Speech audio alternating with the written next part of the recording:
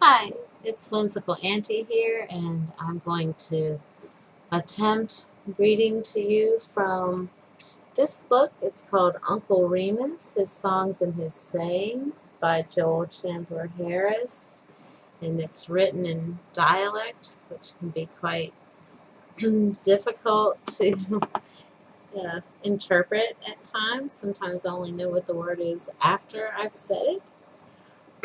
The copyright of this book was originally in 1880. The first chapter is called Uncle Remus Initiates the Little Boy. One evening recently, the lady whom Uncle Remus calls Miss Sally missed her little 7-year-old boy, making search for him through the house and through the yard. She heard the sound of voices in the old man's cabin, and looking through the window, she saw the child sitting by Uncle Remus. His head rested against the old man's arm, and he was gazing with an expression of the most intense interest into the rough, weather-beaten face that beamed so kindly upon him. This is what Miss Sally heard.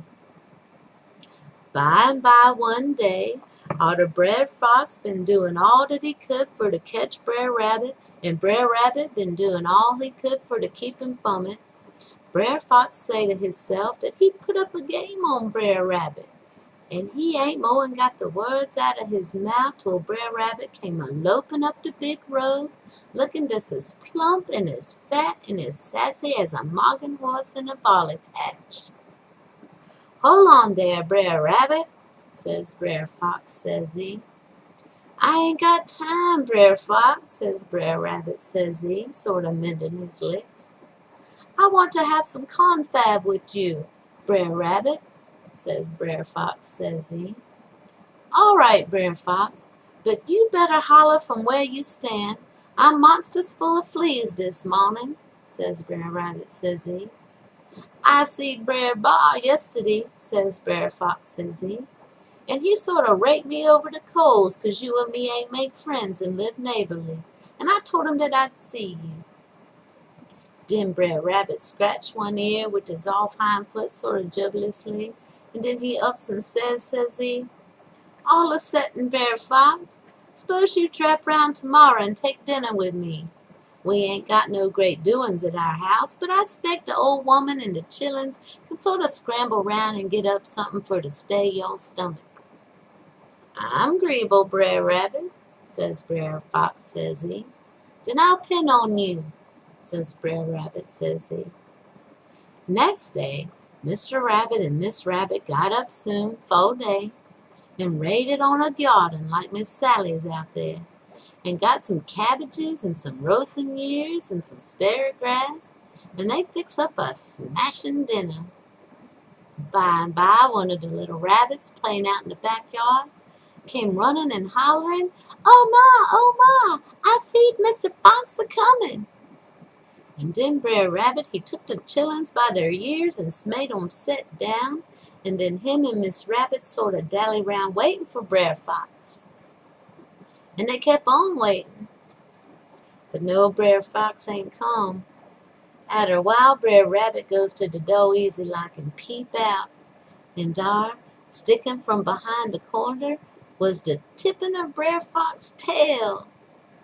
Den Brer Rabbit shot the door and sot down and put his paws behind his ears for to sing. "The place whereabouts you spill the grease, right there you bound to slide. And when you find a bunch of hair, you surely find the hide." Next day, Brer Fox sot word by Mr. Mink and 'scused hisself 'cause he was too sick for to come, and he asked Brer Rabbit for to come and take dinner with him. And Brer Rabbit said he was 'greeable. By and by, when the shadders was at their shortest, Brer Rabbit he sort of brush up and sauntered down to Brer Fox's house. And when he got there, he hear somebody groaning. And he look in the door, and there he see Brer Fox sitting up in a rocking chair all wrapped up with flannel, and he looking mighty weak. Brer Rabbit look all round, he did, and he ain't seen no dinner. The dishpan was sitting on the table, and close by was a carving knife. "Look like you're gonna have chicken for dinner, Brer Fox," says Brer Rabbit, says he. "Yes, Brer Rabbit, they're nice and fresh and tender," says Brer Fox, says he. Then Brer Rabbit sort of pulled on his mustache and say, "You ain't got no calamus root, is you, Brer Fox? I done got so now that I can't eat no chicken 'ceppin' she's seasoned up with calamus root." And with that, Brer Rabbit leaped out the door and dodged among the bushes and sot there watching for Brer Fox. And he ain't watched long, nudder, 'cause Brer Fox flung off the flannel and crope out the house and got where he could close in on Brer Rabbit. And by Brer Rabbit holler out, "Oh, Brer Fox, I just put your calamus root out here on this here stump. Better come get it while it's fresh." And with that, Brer Rabbit gallop off home. And Brer Fox ain't never caught him yet. And what's more, honey, he ain't going to. That was the first chapter, called Uncle Remus Initiates the Little Boy, from Legends of the Old Plantation, and Uncle Remus, His Songs and Sayings. Next up, it's my absolute favorite, the Tar Baby story. Stay tuned.